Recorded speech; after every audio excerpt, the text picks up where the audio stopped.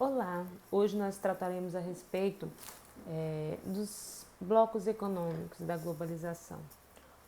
Mas antes vamos voltar um pouquinho para o século XIX, século XVIII, século XIX, que foi o século em que houve um grande desenvolvimento econômico, um século em que o modo do mercantilismo ele avançou, se transformou ali no capitalismo industrial e trouxe grandes consequências que mudariam completamente os rumos da história mundial. Por quê?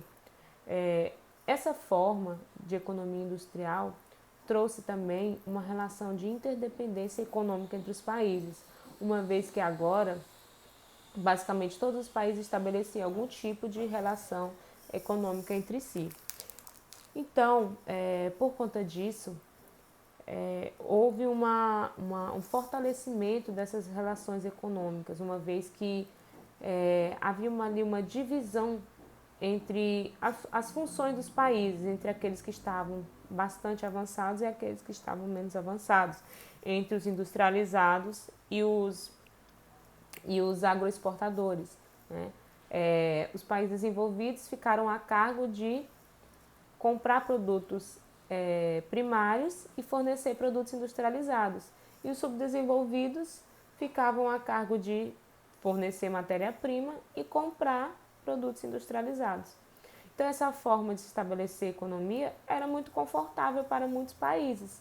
Né? Os países que se desenvolveram, as grandes potências europeias desse período, ficavam muito confortáveis em estabelecer essa função aí, porque para eles era muito vantajoso comprar produtos com baixo preço e depois revendê-los industrializados. Então, mas essa forma funcionou durante muito tempo, enquanto muitos países estavam nessa corrida para se desenvolver. Já no início do século XX, em que vai haver grandes mudanças ali, o século XX é chamado pelo historiador Eric Hobsbawm como o breve século XX, porque aconteceram muitas coisas em pouquíssimo tempo, coisas como, por exemplo, a Primeira Guerra Mundial, a crise de 1929, a Segunda Guerra Mundial, a Guerra Fria, tantas outras guerras menores também que ocorreram num curto período de tempo, que trouxe diversas transformações.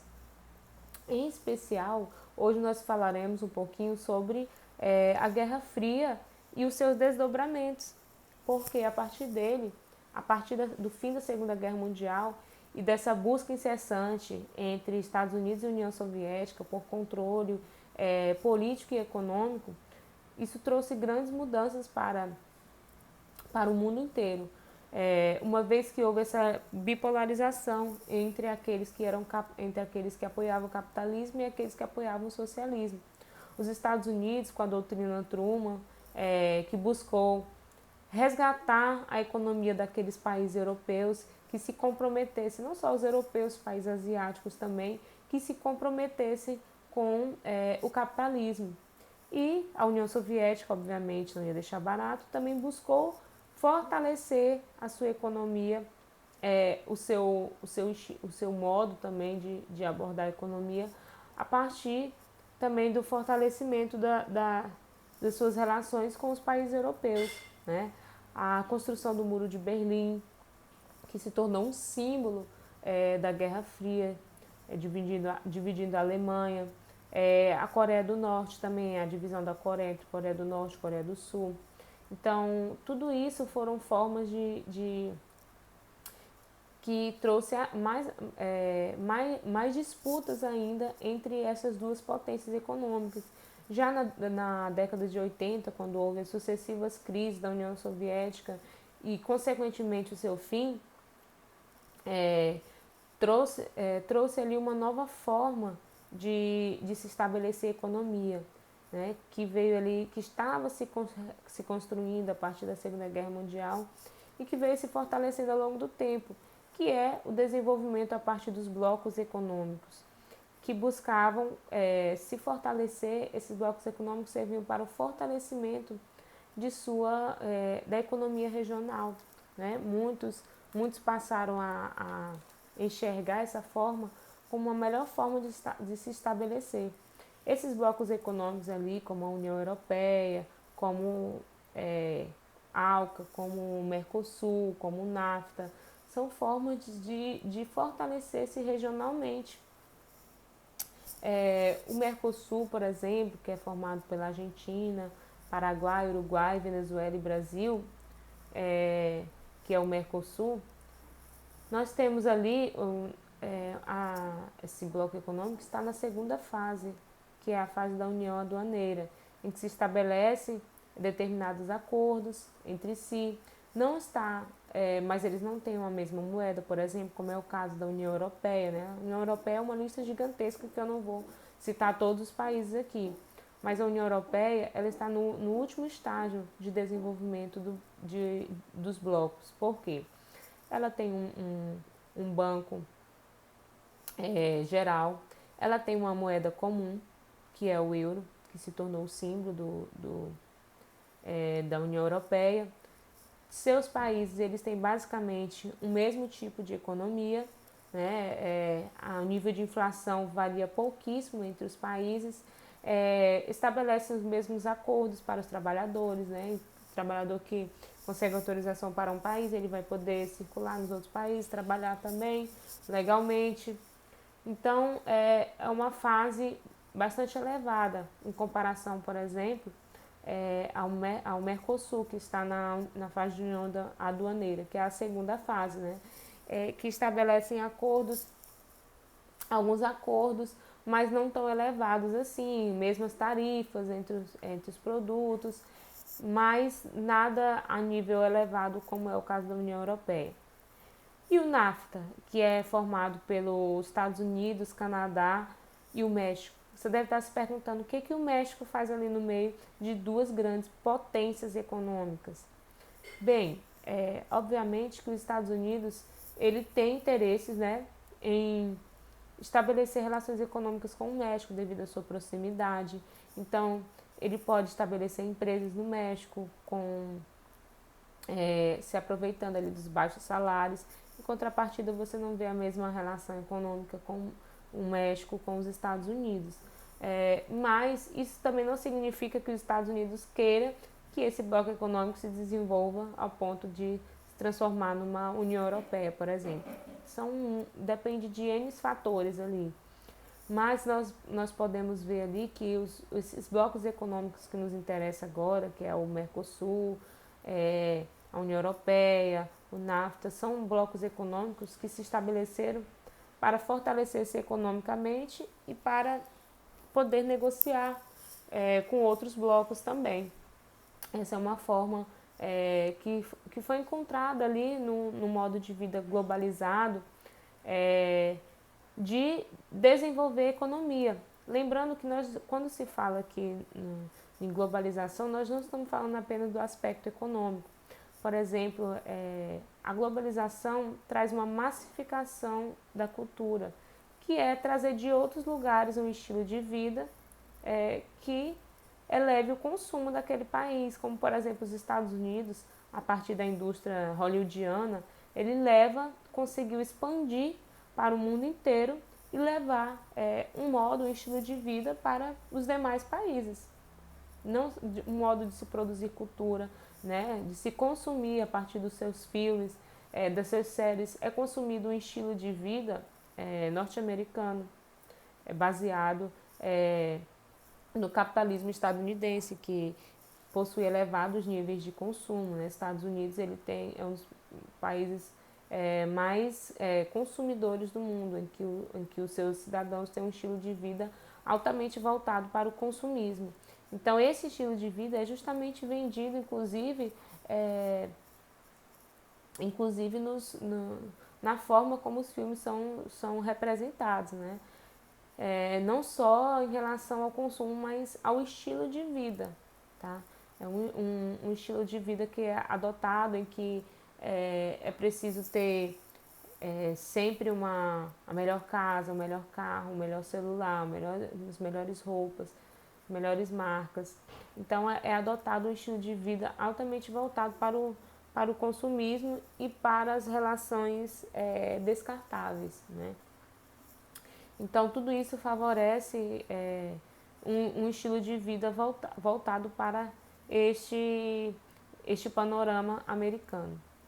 Então, isso favorece o quê? Com que o resto do mundo se volte também para consumir os produtos vendidos pela cultura norte-americana, tá? Isso não quer dizer que os outros blocos econômicos, que os outros países não façam, mas nós temos que levar em consideração que os Estados Unidos é a maior potência mundial e os ditames, tudo aquilo que é vendido pelos Estados Unidos é bem aceito pelos outros, principalmente pelos outros países que estão buscando se desenvolver. Além disso, nós podemos destacar também a formação não de blocos, mas de grupos econômicos. Nós temos o G7, que é os países mais industrializados, os 7 países mais industrializados do mundo. Temos o BRICS, que é formado pelo Brasil, Rússia, Índia, China e África do Sul, tá? Que são países emergentes, são considerados países emergentes que têm interesses em comum e que estão buscando mesmo, que estão, digamos, na mesma fase de desenvolvimento econômico. Não são considerados mais países subdesenvolvidos, porque são países industrializados, mas que possuem problemas ainda de países subdesenvolvidos, ainda precisam desenvolver-se, elevar-se economicamente. Temos a formação do G20, que é o G20 comercial, o G20 econômico. Então, são formações aí já vindas aí do século XX, final do século XX, início do século XXI, que buscaram também a sua autonomia econômica, uma vez que a globalização ela não atinge de forma igual a todos os países. Pelo contrário, ela vai trazer o que? A globalização não vai significar, como muitas pessoas costumam generalizar, apenas uma relação econômica, né? As pessoas costumam caracterizar a globalização como se fosse apenas o aspecto tecnológico, como se isso fosse benéfico para todos os países. A gente vê que muitos países estão abrindo mão de sua cultura e fortalecendo a cultura do outro, daqueles que estão prevalecendo, né? Dentro desse processo de massificação da cultura, e também aqueles países que não recebem igualmente o mesmo nível tecnológico e, na verdade, estão se enfraquecendo-se interiormente. Nós temos aí o exemplo do continente africano, né, que a maioria dos seus países ainda enfrentam graves problemas básicos em relação ao acesso à alimentação, acesso à água, à saúde, devido justamente esses grandes países aí serem, essas potências econômicas explorarem constantemente ali. Temos o exemplo também dos tigres asiáticos, que são líderes em tecnologia mundial, mas que ainda enfrentam também problemas relacionados ao desenvolvimento, acordos econômicos que não são benéficos para a população local. Tudo isso deve ser levado em consideração. Então, os blocos econômicos foram uma forma encontrada para desenvolver-se não só em relação a nível internacional, mas a nível regional também, que foram formados principalmente a partir da Segunda Guerra Mundial, em que foi criado diversas formas de buscar desenvolver a sua economia. A Europa, no sentido de se reconstruir, adotou ali uma política voltada principalmente para o desenvolvimento não só apenas econômico, mas social, trazendo diversos benefícios para os cidadãos, né? Nós temos aí atualmente, em relação aos blocos econômicos, a saída do Reino Unido, da União Europeia, que trouxe grandes repercussões a nível mundial, decisões ali que vão resvalar em vários outros países também, né? A gente sabe que todas as decisões hoje tomadas por um país, ela não, principalmente as decisões econômicas, elas não afetam apenas o seu próprio país, mas afetam a economia a nível mundial. Então, para essa aula é só, gente. Aguardo vocês na próxima aula.